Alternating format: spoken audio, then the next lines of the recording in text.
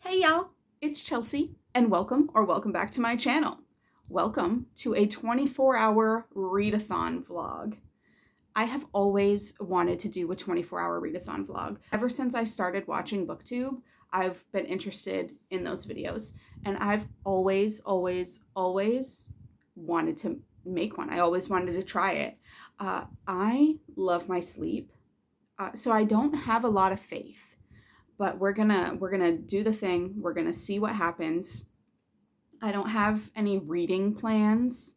I'm just gonna pick up what feels right in the moment. I do have 10 books left on my April TBR that I should choose from, but knowing me, I probably won't do that. I know I'd like to focus on the physical TBR, which are these books in this general area here, but we'll just see. But thank you for joining me on this journey, and I will see you again at the end. I was supposed to start this at midnight.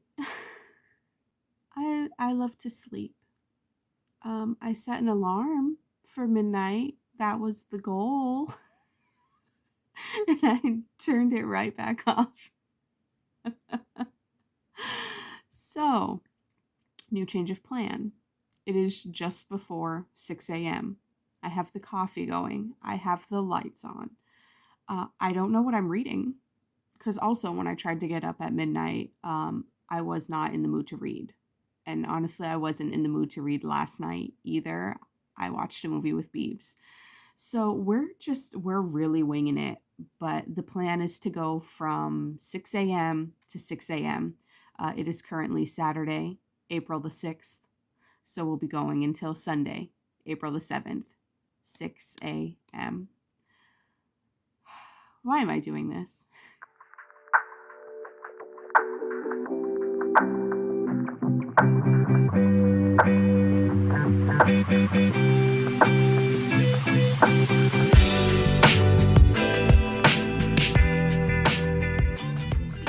For my first read, I'm going with The Assassin's Blade by Sarah J. Maas.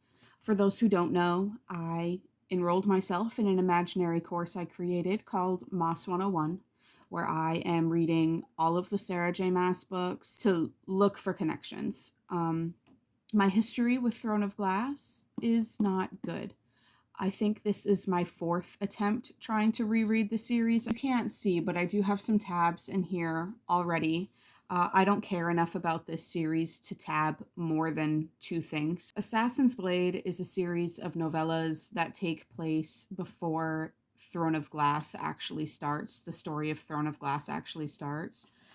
You can read this one first, but it was published after Crown of Midnight, and you're supposed to read it before going into Heir of Fire. So that's how I'm choosing to do it, especially because when I started this whole project, I did start with this one, and I just couldn't do it. So I put it off. I read Throne of Glass and Crown of Midnight instead. I gave Throne of Glass 4 stars. I gave Crown of Midnight, I think, the lowest possible 3, without it being a 2. And that was purely just for the annotations I was doing. If you don't know, Throne of Glass is an 8-book series that follows an assassin named Selena. And in book 1, basically, she enters into the king's competition to be his assassin, obviously, in exchange for her freedom. And it just kind of goes off from there.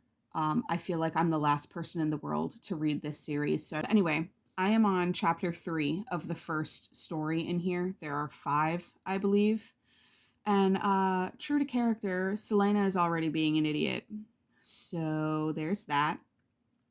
Yeah. I'm not gonna lie, I didn't really want to read this right now, but if you would have seen my last video, you would know that I made my first ever TBR with Beebs, and I put this on here because I want to finish Throne of Glass by the end of the year, and the books get big after this one. So I need to crank it out because those ones are going to take me way longer than these 3 have. So yeah, those are my updates. I don't have high hopes for this. I really don't, especially because I don't like short stories anyways. Like I don't care. And like there is something that happens in here that is supposed to be like super heartbreaking and wah wah wah. But every time I've read it, like I was just like, okay. Because like if you've read Throne of Glass, which anyone who read this as they were being published knew already, it's like you already know what happens. So it's like, yeah, you get to actually see it unfold, but if you read this when it was published, you would have already known the big sad. So it's just like, okay. I don't know. I don't care. I'm not impressed. And I'm not attached to these characters is the main issue.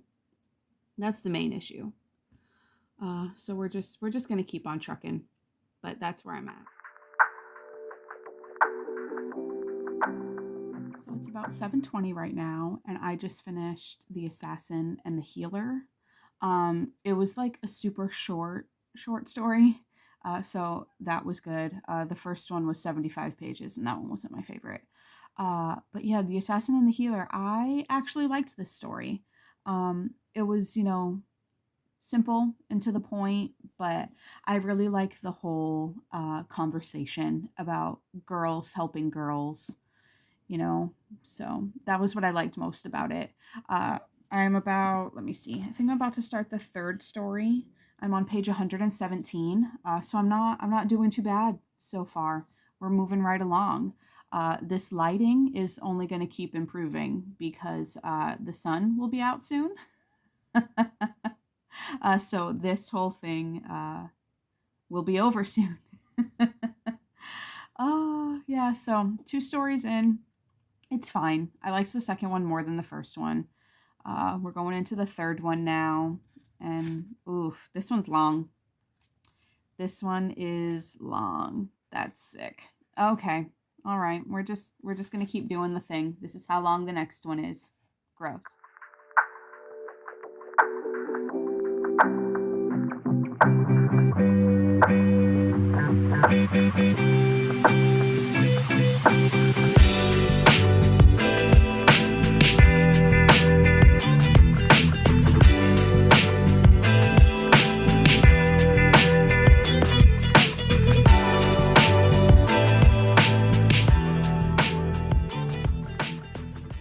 Okay, so I just finished The Assassin and the Underworld, and I hated it. Like, it was so unnecessarily long. And I just want to say here that I am not on board with this romance. Like, there's no chemistry. I think it's so forced. It's only here just because we had mention of it in Throne of Glass, and it's just like, I don't care. I don't care. I think it's so silly. And like I understand that this is YA and these characters are like 16 years old in this book, but like still, I don't care. I don't like it. I am glad that it doesn't end up like being a thing in the series because like I honestly I don't care. I don't care. So I've got 1 story left. It's about 9:30 right now, so hopefully I can finish it before like 11 and then we'll have the first book done. Wow. I'm so glad that I started with this because I'm not going to lie. I didn't want to read it. But I have found some things to tab, which I didn't think I was going to find. So at least it's not like a complete waste. There was at least a few things in here for me. But yeah, 1 more story and then we're done. I finished it and I don't see the hype. I really don't. I think it's going to be like another low 3 that's so low it's almost a 2. I don't care. I feel nothing. I'm glad it's over though. Yeah. I honestly think it's like a waste of 430 pages. Like, I'm not going to lie. God, the series, I swear, and I'm so stubborn that I'm going to read all of the Throne of Glass books and I'm probably going to hate every single one of them. Okay, but it's done. I don't know what I'm going to read next, so you'll find out when I find out.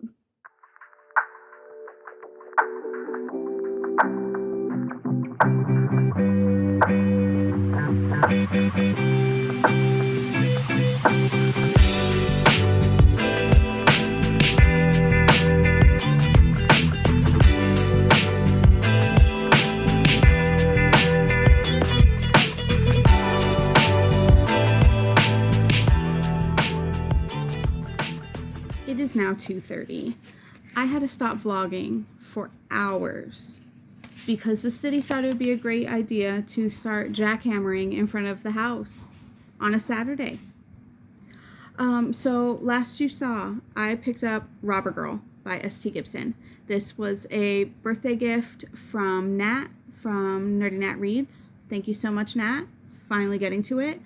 I am on page 80. So I made it to chapter 9. About halfway. I don't like it. I'm DNFing it. I don't like it. I don't like the way it's written. I think it's really weird. I didn't have high hopes for it in the first place because it's like some sort of fairy tale retelling, and I don't like those. But I don't like anything about this. And I think the characters are really weird. I think the story's really weird. So, like, we have this robber girl. She is the adopted daughter of the robber king. And she's, like, out in the woods with, like, her little pack of boys or whatever. And they come across, I'm pretty sure it's this one. And they come across a witch, right? And this robber girl, you know, she takes whatever she likes. And she likes this girl, so she takes her. And then it's weird. I don't like it. I don't like it. I was reading it just for the sake of reading it. And I was like, I can't do this for another like 90 pages. It's not happening. So I can't do it. I'm very sorry, Nat. But thank you. So I picked up Take Me Home Tonight by Morgan Matson. You may be thinking, what the fuck, Morgan Matson? I have read every Morgan Matson except for this one. And I keep putting this one off and putting this one off, and I have no idea why. I don't know anything about it. Just the cover reminds me of Nick and Nora. So I'm assuming that these two girls here are going to spend an evening in New York City. And I'm pretty sure chaos and shenanigans will ensue because it's Morgan Matson. So I have started. I'm on page 24, and not really anything is happening yet. They're seniors in high school. They're waiting for their drama production cast list to go up, and that's basically where I'm at. And that's it. Hi, Beebs. Sup, sucker balls?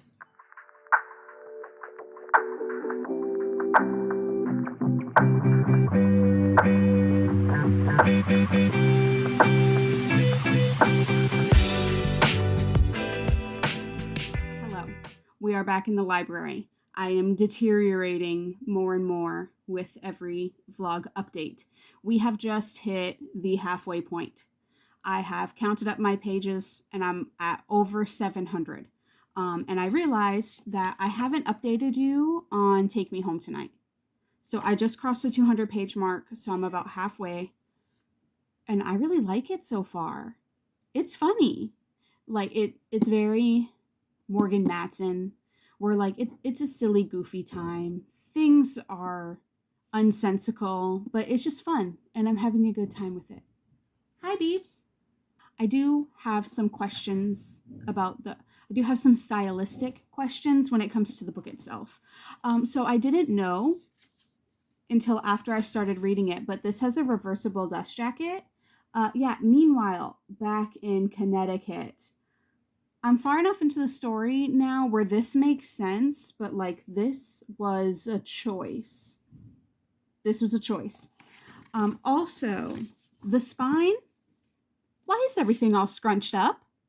Shouldn't it be, author, publisher, and then all this space is for the title? Why is it all in the top half?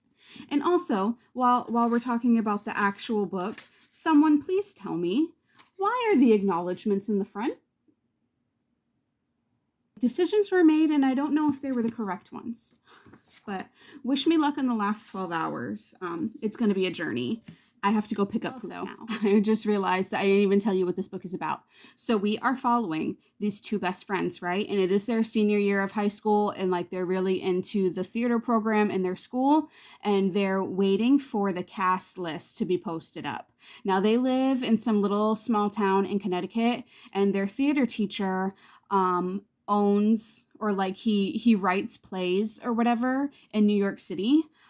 So one of the girls one of the friends decides that she's gonna take her friend into New York City for the night, and they're gonna track down their teacher to show their dedication so they can get that cast list. Like it's kind of like weird and doesn't make any sense, but again, like Morgan Matson, like you just have to go with it.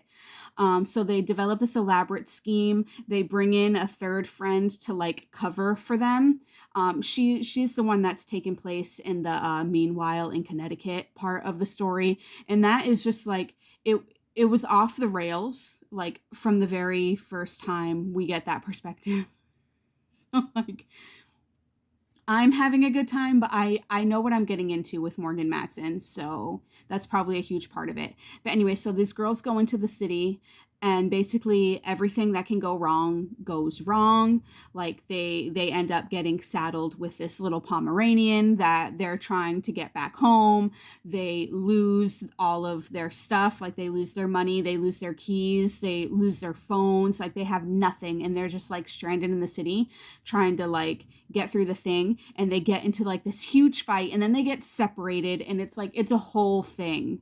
But like I am here for it. I am here for it. I feel like if you like any of Morgan Matson's other books, you will probably enjoy this one too.